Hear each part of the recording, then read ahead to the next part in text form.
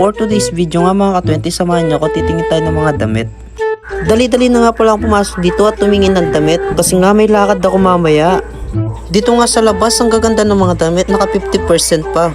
Feel ko makakamura ako dito kasi naka-discount. Ito na nga pala ang aking napili, feel ko mas babagay sa akin to. Pero mas bagay siguro kung ikaw at ako. Nakaramdam na nga pala ako ng gutom kaya dali-dali pala ako pumunta dito sa Greenwich. Yung nasarapan nga pala ako tapos ikaw yung naalala ko. Ang sarap sa feeling nga pala kapag 20 pesos lang pera mo pero ang dami mo nang nakakain.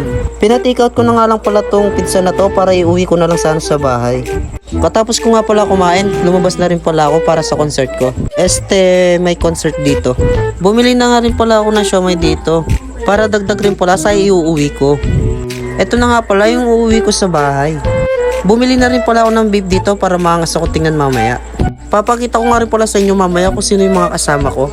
Bumili na rin pala ako ng shade dito sa halagang 20 pesos, ang dami ko nang nabili. Katapos ko nga maligo, dali-dali na pala ako nagbihis kasi hinihintay na ako ng mga kasama ko. Sa mga basher ko nga pala dyan, may paparinig ako sa inyo.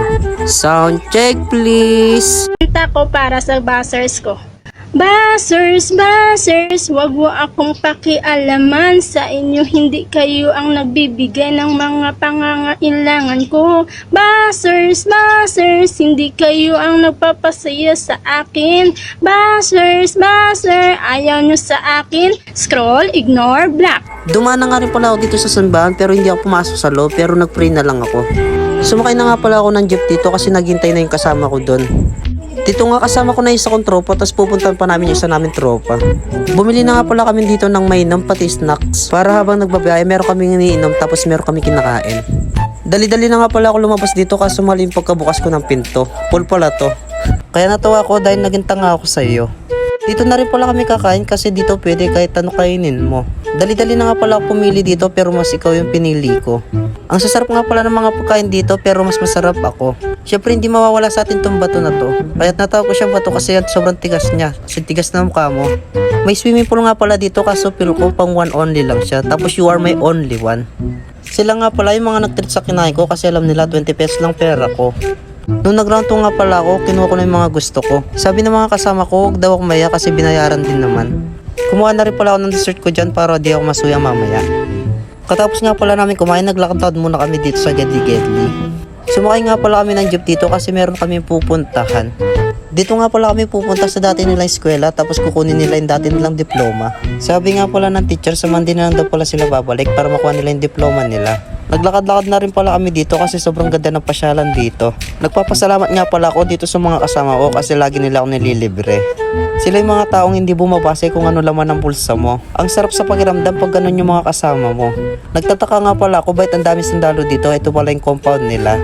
Uminom nga pala kami dito ng soft drinks kasi sobrang init, di namin kinakaya. Kala ko soft drinks lang nilalagyan yelo para lumamig, pati rin pala ang pag-ibig mo nang lalamig. Inaasikaso na nga pala nila yung papel para sa pag-abroad nila. Sinasama nga pala ako mag-abroad kaso iniisip kita. Sana sa pag-flight mo makaalala ka pa. Sumakay na nga pala kami dito sa tricycle kasi sobrang init, di namin kaya maglakad. Bumili na nga rin pala kami ng mango graham slushy. Naghanap nga pala ako ng 20 pesos dito pero wala pala. Ito na nga pala yung napili ko, mango Oreo. Tapos nagtambay muna kami dito pansamantala.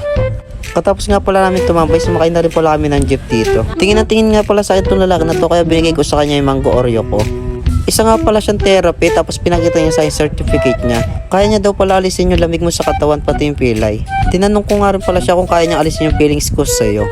Nabi niya nga rin pala sa akin, isa din daw siyang vlogger tapos 8 million na daw yung followers niya. Isa nga rin daw pala siyang pulis kaso online nga lang daw. Ako balo nung ating kandita ko ating kandakalbab. O sayat kayong buntok. Ay ilan nyo?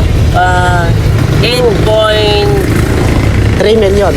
million. Marami, 6 followers. Ang dami. Pero yung ano nyo kaya pag pagka pulis mo online sale, ay online sale. Online lang. Ayun o, ako yan o, ayun o. Ayun na, hawak. Oo nga no. Siya yan. Oo. Kamukha mo nga ako eh. Oo, yun na, tila mo. Yan o. Online lang din no ya. Ang galing. Oo. Pero di ka man jumuduty kuya pag nagpupulis ka? Ay, online lang din. Balak nga sana namin lumibot dito sa may Babo Robot. Kaso masyadong mainit kaya umuwi na lang kami.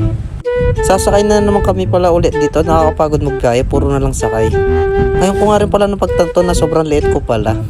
Pinalabas nga pala sa balita to yung nasunog na palengke sa Porac. Dapat nga pala hindi masusunog to kaso mas inuna nila mag-live kesa humingi ng rescue. Sumakay na naman pala kami ng minibus tapos pauwi na rin pala kami dito. Hindi man araw-araw na nakangiti, ilang beses na rin tayong humihindi. Di na mapilang ang ating mga tampuhan, away batin at hindi na namamalayan. Eto tayo, ngunit sa huli palagi. Hanggang dito na nga lang pala yung vlog ko. Salamat sa mga sumusuporta at mga nanonood. Ingat kayo palagi. I love you all. Bye-bye.